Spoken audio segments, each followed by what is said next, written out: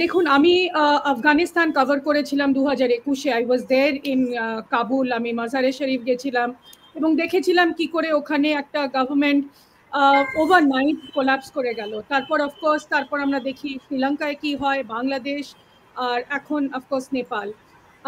তো আমি যদি দেখেন সিচুয়েশনটাকে এভাবে দেখি যে কোথাও না কোথাও আমরা একটা জিনিস ভুলে যাই যে একটা নিউ জেনারেশন যেটা আমাদের নেবারহুডে এসছে, তারা একদম অন্যভাবে চিন্তাধারা করে।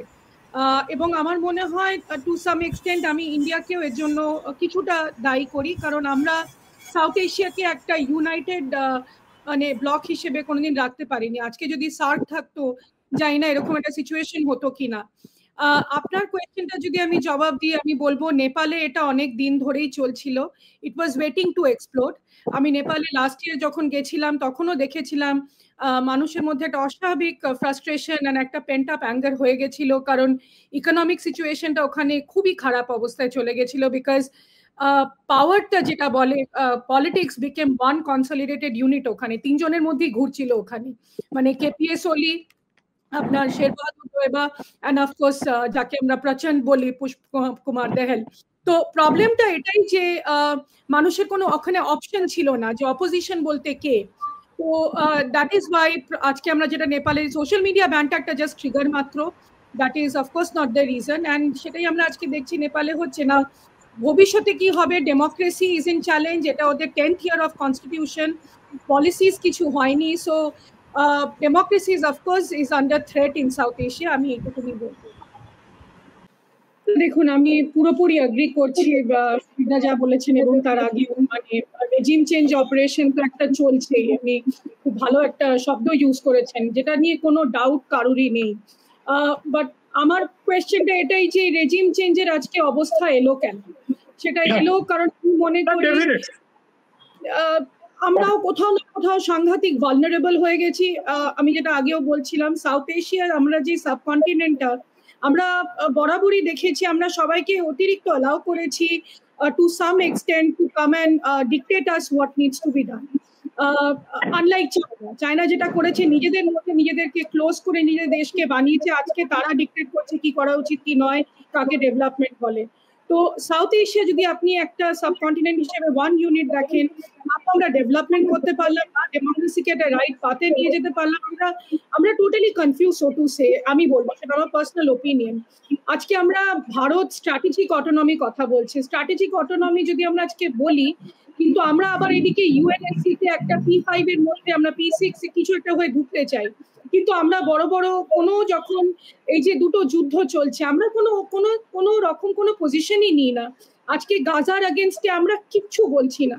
তো এইগুলো আমাদের নেবাররাও বসে দেখছে যে একটা বড় কান্ট্রি, একটা বিগ ব্রাদার যাকে বলা হতো, সে আজকে বিগ ব্রাদারের রোলটাকে রেলিকুয়েশ করে দিয়েছে, মানে পুরোপুরি ছেড়ে দিয়েছে। আমরা সাউথ এশিয়াকে একত্রিত রাখতে পারিনি এবং সেই স্পেসটা আমরা ছেড়ে দিয়েছি চায়নাকে। চায়না ঢুকে গেলে আমরা চ্যালেঞ্জ ফিল করি, সিআইএ তো ঢুকে আছি, কিছু বলারই নেই।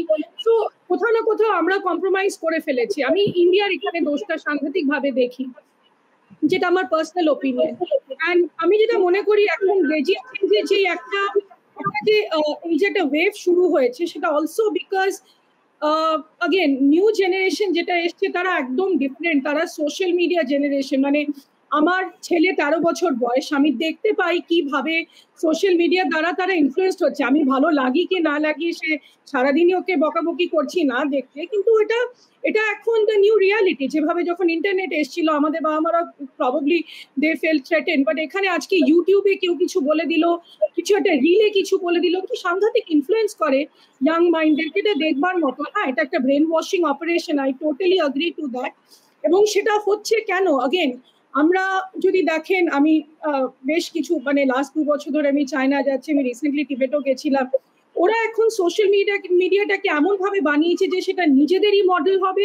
তার মধ্যে ওদের ইয়াং জেনারেশন কখনো দেখবেন না বসে ওরকম অদ্ভুত ভাবে স্ক্রোল করে যাচ্ছে। আমাদের এখানে দেখবেন বাচ্চারা যখন হাতে মোবাইল, সবাই মিলে শুধু স্ক্রোল করছে, কেউ হাতে আর বই নেই, কেউ বইটা পড়ে না, কেউ একটা নিউজ পেপারের ওপেন পড়ে না, মানে ওটাও কিন্তু দেখতে হবে। This is the long term effect. আজকে আমরা দেখছি এই যে পাগলের মতো লোকে প্রোটেস্ট করে এটা জ্বালিয়ে দিল, সেটা জ্বালিয়ে দিল, ডেমোক্রেসির মেন ইনস্টিটিউশন আপনারা পার্লামেন্ট জ্বালিয়ে দিয়ে তারপর তার সামনে একটা ছেলে দাঁড়িয়ে রিল বানাচ্ছে, তাকে জেনজি প্রোটেস্টার হিসেবে আমাকে রেসপেক্ট দিতে হবে, মানে এটা তো ভাবার বাইরে। বাট এটা যদি if this is the new happening, সেটাকে আমাদের বুঝতে হবে, অ্যাকসেপ্ট করে কি করে আগে চলা যায়। নাও coming to what will happen to Nepal, আমি সেটা ডেফিনেটলি বলতে পারবো না। আমরা দেখছি বাংলাদেশে কি হচ্ছে, কখন ইলেকশন হবে হবে না, and যেটা সুবীর স্যারও বললেন, আমার তো মনে হয় না এখানে ইলেকশন হবে বলে। ফ্র্যাঙ্কলি স্পিকিং ওখানে আবার সেই একই kind of game is being played. ঘুরে ফিরে আওয়ামী লীগকে আপনি আবার ওখানে ব্যান করলেন, তো ডেমোক্রেসি কাকে বলে? আমরা তো সেই কুইন্টেসেনশিয়াল ডেমোক্রেটিক থটটাকেই ভুলে গেছি, I would say. Now again আমি এটুকুনি বলবো যে দ্য এজেন্ডা অফ ডেমোক্রেসি কি ছিল সাউথ এশিয়ায়, সেটা পুরোপুরি ভাবে আমরা ছেড়ে দিচ্ছিলাম। That happen from war on terror, যেদিনকে আপনি ইউএস কে অ্যালাউ করলেন পাকিস্তানে বুঝতে, আফগানিস্তানে অ্যাটাক করতে, এগুলো তো হবারই ছিল। This is all the cascading effect. Now 2025-এ বসে আমরা ডিসকাশন গুলো করছি, 25-এর পর আর next 10 years till 2035, we have no idea this young generation এরা কোথায় যাবে। এরা যখন they will come to probably our age, what will they think of democracy? আমার ওটাই সবচেয়ে বড় চিন্তার বিষয় এখানে, যে আমরা ডেমোক্রেসিটাকে কতটা ধরে রাখতে পারবো। বিকজ যেটা আমরা দেখছি হচ্ছে শ্রীলঙ্কা বলুন, বাংলাদেশ, হ্যাঁ লোকে একটা আক্ষোভ নিয়ে রাস্তায় আসছে, বাট তারপর they don't have a plan, কারোর কাছে কোনো প্ল্যান নেই। সাডেনলি তারপর আর্মির ওপর ছেড়ে দেওয়া হচ্ছে, দেন somebody is calling it a coup, somebody, of course there is a পেছনে হাত তো আছেই, we all know that, and of course financing through this so called NGOs and all that is happening, but এই স্পেসটাকে কেন দেওয়া হচ্ছে? That is because কোথাও না কোথাও আমরা সাংঘাতিক ভালনারেবল হয়ে গেছি। সেটা যদি দেখেন আসিয়ানের ক্ষেত্রে কিন্তু অতটা হয়নি, হয়েও ওরা একটা ইউনিট হিসেবে আজও নিজেদের কিছু না কিছু প্রিন্সিপাল নিয়ে চলে। We can disagree, but at least ASEAN বলে একটা কিছু, ইউরোপিয়ান ইউনিয়ন বলে কিছু চলছে। আমরা এরকম সাউথ এশিয়া কিছু করতে পারলাম না। So now we allow either US or China to come in, যেটা আমার মনে হয় খুবই চিন্তার বিষয়। এবং নেপালে যদি ডেমোক্রেটিক যেটা এত স্ট্রাগলের পর, নেপাল এটা ফার্স্ট টাইম কোনো স্ট্রাগল দেখছে না, নেপাল এরকম প্রচুর স্ট্রাগল দেখেছে।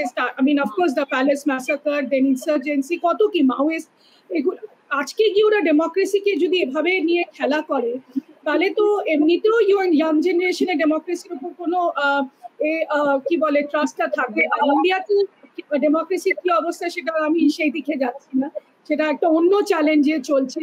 We are like various countries in one country.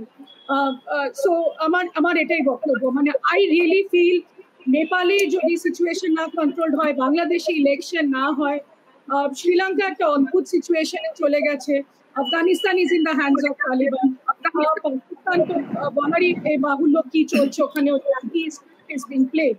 So democracy কোথাও না কোথাও South Asia has failed, and that is one operation that not just the US, other big players are also very much into it. তো সেটাই আমাদের দেখতে হবে, that should not completely collapse before it is too late.